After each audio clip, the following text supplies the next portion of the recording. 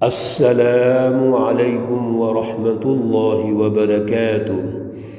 اعوذ باللہ من الشیطان الرجیم، بسم اللہ الرحمن الرحیم۔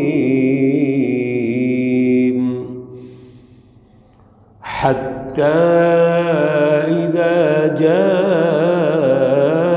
احدهم الموت قال رب ارجعون۔ صدق اللہ العلی العظیم۔ اللہم صل علی سیدنا و مولانا محمد النبی الامی وعلی آلہ واصحابہ وبارک وسلم وصلی علیہ۔ معزز بھائیوں، بہنوں، عزیزوں، دوستوں، ساتھیوں، سورۃ المومنون ہے، پارہ نمبر 18 ہے، آیات مقدسہ نمبر 99 اور 100 ہے، اور یہ سورہ مقدسہ کا آخری رکوع جاری ہے۔ اللہ رب العزت ان آیات کا فہم اور شعور عطا فرمائے اور عمل کی توفیق اور صلاحیت عطا فرمائے۔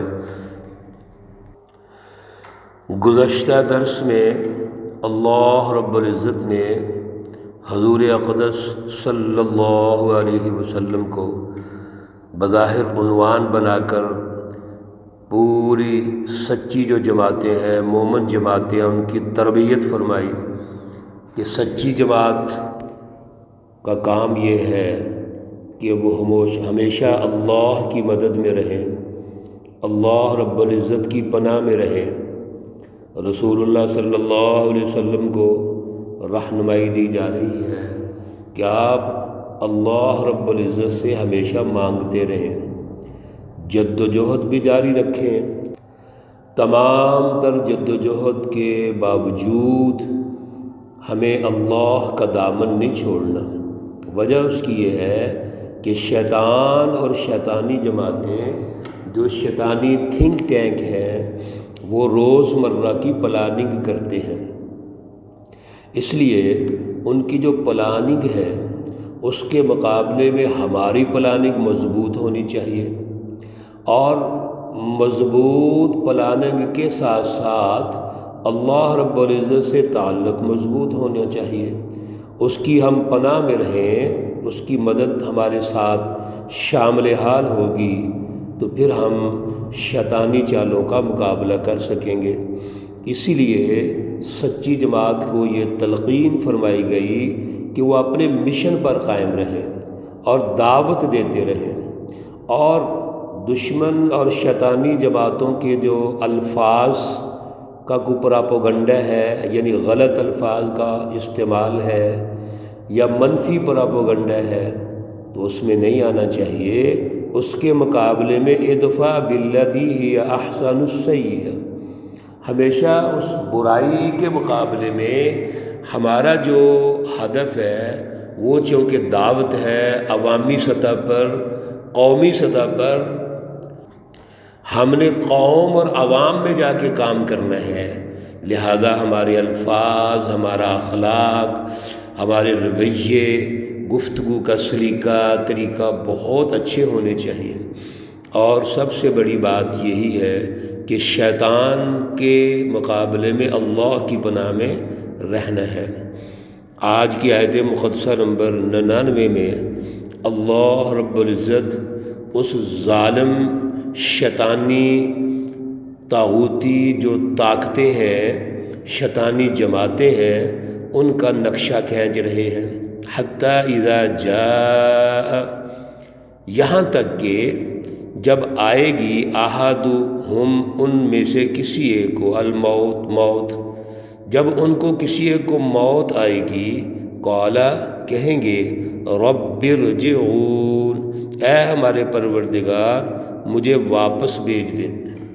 دنیا کے اندر انہوں نے سچی جماعتوں کا مقابلہ کیا، رسول اللہ صلی اللہ علیہ وسلم کا مقابلہ کیا ہے، اور وہ دور جو سمجھنے کا دور تھا، جو محنت کا دور تھا، جو اللہ کی رٹ کو قائم کرنے کا دور تھا، جو انسانیت کے لیے آزادیاں پیدا کرنے کا دور تھا، سیاسی اور معاشی شعور پیدا کر کے غلامی سے آزادی حاصل کر کے اللہ کے ساتھ جڑ کر اللہ کی رٹ کو قائم کرنے کا دور تھا، اس میں تو مخالفت کرتے رہے۔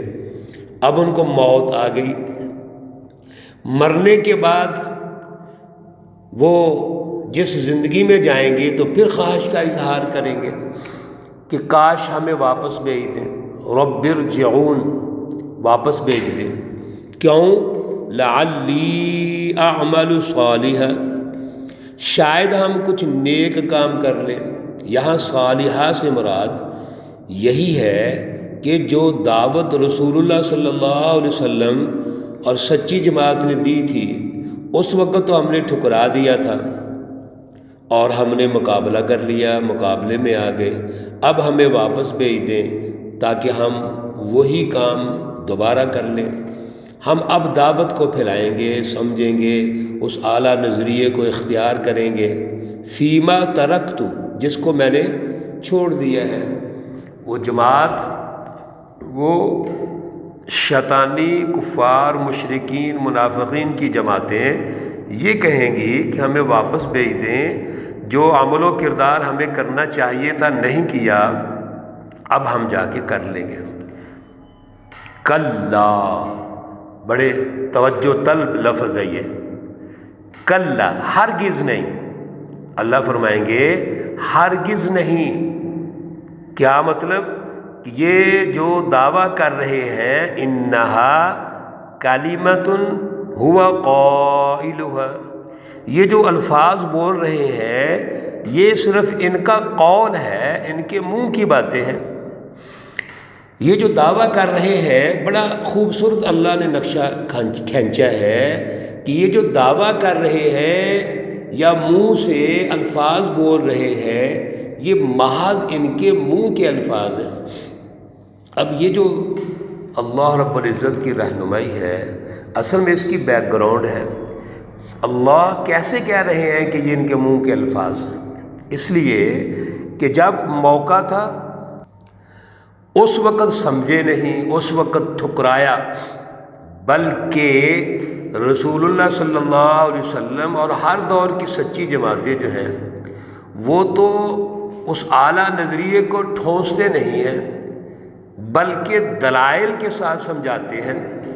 ایک اسلوب دعوت ہے، اس دعوت کے اسلوب پر بڑی نرمی سے، اچھے طریقے سے مثالیں دے کر، عقلی نقلی دلائل دے کر سمجھایا جاتا ہے۔ اور اگر کوئی نہیں سمجھتا تو پھر اللہ تعالیٰ کہتے ہیں جی ان کو سمجھائیں، پھر نہیں سمجھتے پھر ماحول دیتے ہیں، دلائل دیتے ہیں، پھر نہیں سمجھتے پھر تاریخی واقعات سناتے ہیں کہ تاریخ میں جن قوموں نے نہیں سمجھا تو ان کے ساتھ کیا ہوا، اللہ کے عذاب آئے۔ پھر نہیں سمجھتے پھر آگے سے انبیاء علیہ السلام کو، رسول اللہ صلی اللہ علیہ وسلم کو تکلیفیں پہنچاتے ہیں، الفاظ کی تکلیف دینے، لفاظی پراپیگنڈا کرتے ہیں، جسمانی تکلیفیں پہنچاتے ہیں، بالآخر اللہ کا عذاب آتا ہے۔ تو پھر یہ جو دعویٰ اس وقت کر رہے ہیں کہ ہمیں یہ واپس بھیج دیتے، کہ کس طرح کامیاب ہوں گے، کس طرح عمل و کردار ادا کریں گے؟ اس لیے اللہ رب العزت نے فرما دیا انہا کلمۃ ہوا قائلھا۔ یہاں ایک اور بڑی اہم رہنمائی ہے میرے عزیز و دوستو، ہمیشہ اس وقت کو پہچانو جو عمل و کردار کا وقت ہے۔ جب وقت گزر جاتا ہے تو پھر ہم یہ یاد کرتے ہیں جی کاش ہمیں اب موقع مل جائے، ہم درست ہو جائیں گے، ہم غلطیاں نہیں کریں گے، غفلت نہیں کریں گے، سستی نہیں کریں گے، اب ہم محنت کریں گے، جد و جہد کریں گے۔ یہ مائنڈ سیٹ درست نہیں ہے، یہ مائنڈ سیٹ مایوسی اور ناکامی والا ہوتا ہے۔ اس لیے وقت کی پہچان کیجئے، وقت کی قدر کیجئے، جس وقت میں ضرورت ہے اس اعلیٰ مشن کو سمجھنا ہے، اس اعلیٰ نظریے کو سمجھنا ہے اور عمل و کردار پیدا کرنا ہے۔ اس وقت کو مت کھوئیں، اس کو ضائع نہیں کرنا، یہ واپسی نہیں ہوگی۔ جو وقت گزر گیا ہے، جو عمل و کردار ہمارا بن چکا ہے، جو تاریخ مرتب ہو چکی ہے، اس کے نتائج ہمیں بھگتنا پڑیں گے۔ وَمِن وَرَائِهِمْ بَرْزَخٌ إِلَى يَوْمِ يُبْعَثُونَ، مرنے کے بعد کی جو زندگی ہے، دوبارہ اٹھنے تک، اللہ رب العزت فرماتے ہیں یہ برزخ کی زندگی ہے۔ ان کے پیچھے ایک پردہ ہے، یعنی برزخ ہے، إِلَى يَوْمِ يُبْعَثُونَ، دوبارہ اٹھائے جانے تک۔ اس برزخ کی زندگی میں اللہ رب العزت نے ہمیں بڑی رہنمائی ارشاد فرمائی ہے۔ رسول اللہ صلی اللہ علیہ وسلم کی احادیث ہے، یہ مستقل ایک باب ہے جس پر انشاءاللہ کبھی بات چیت کریں گے، لیکن عام طور پر جو احادیث آپ احباب نے بھی سنی ہے کہ اس برزخ کی زندگی میں، قبر میں جب ہم میت کو دفن کرتے ہیں، اتارتے ہیں، تو اصل میں وہ بندہ ہمارے لیے مرتا ہے۔ ہم دنیا والوں کو چھوڑ کے چلا جاتا ہے، لیکن اپنے لیے نہیں مرتا، وہ ایک دوسری زندگی میں منتقل ہو جاتا ہے، اس کا انتقال ہوا ہے۔ دنیا کو چھوڑا، برزخ میں چلا گیا، برزخ سے آخرت کا اگلا دور شروع ہو جائے گا، حشر کا دور، میدان حشر جس کو کہتے ہیں۔ تو کوئی بھی شخص جو دنیا میں آیا ہے، اب جب اس نے جانا ہے تو اس کی زندگی کے مراحل ہیں۔ دنیا کا مراحل جس کو دنیاوی زندگی کہتے ہیں، آخرت کا مرحلہ جس کی پہلا مرحلہ برزخ، دوسرا مرحلہ وہ میدان حشر ہے، پھر آگے جزا و سزا ہے، جنت جہنم، یہ پوری ایک ترتیب ہے۔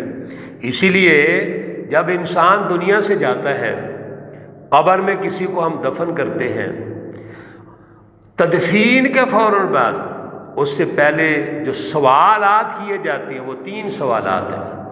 من ربک، تمہارا رب کون ہے؟ من نبیک، تمہارا نبی کون ہے؟ ما دینک، آپ کا دین کیا ہے؟ یہ 3 سوالات کیوں کیے جاتے ہیں؟ کیا سینس ہے اس میں؟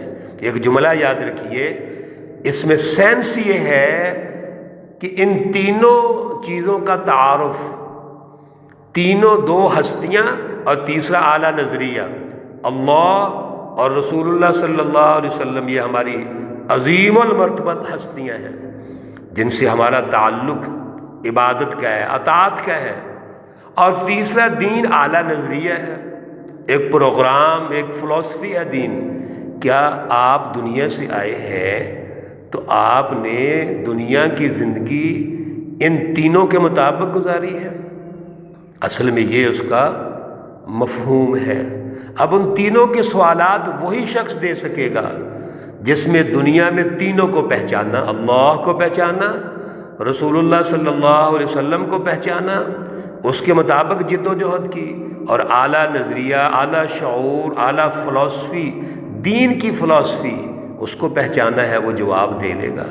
جس نے دنیا میں ان کو پہچاننا ہی نہیں، عمل ہی نہیں کیا، تو میرے عزیزو دوستو کیسے جواب دے گا وہ؟ اس لیے یہ برزخ کا پہلا مرحلہ جو آخرت کا ہے وہ برزخ ہے، برزخ کی زندگی۔ اور برزخ کی زندگی میں پہلا مرحلہ ان تینوں سوالات کے جوابات ہیں جو ہم نے اعلیٰ شعور اور اعلیٰ نظریے کے ساتھ سمجھنے ہیں۔ اللہ رب العزت عمل کی توفیق عطا فرمائے۔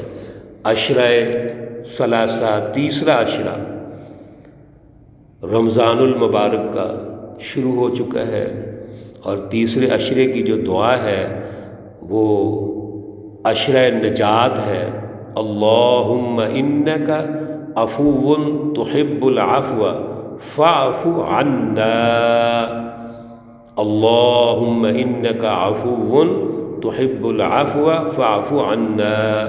اللہ رب العزت تمام مرحومین و مرحومات کو جنت الفردوس میں اعلیٰ مقام عطا فرمائے۔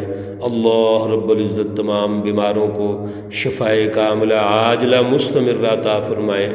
ربنا تقبل منا إنك أنت السميع العليم وتب علينا إنك أنت التواب الرحيم، وصلى الله تعالى على النبي الأمي محمد وعلى آله وأصحابه أجمعين برحمتك يا أرحم الراحمين۔ السلام عليكم ورحمة الله وبركاته۔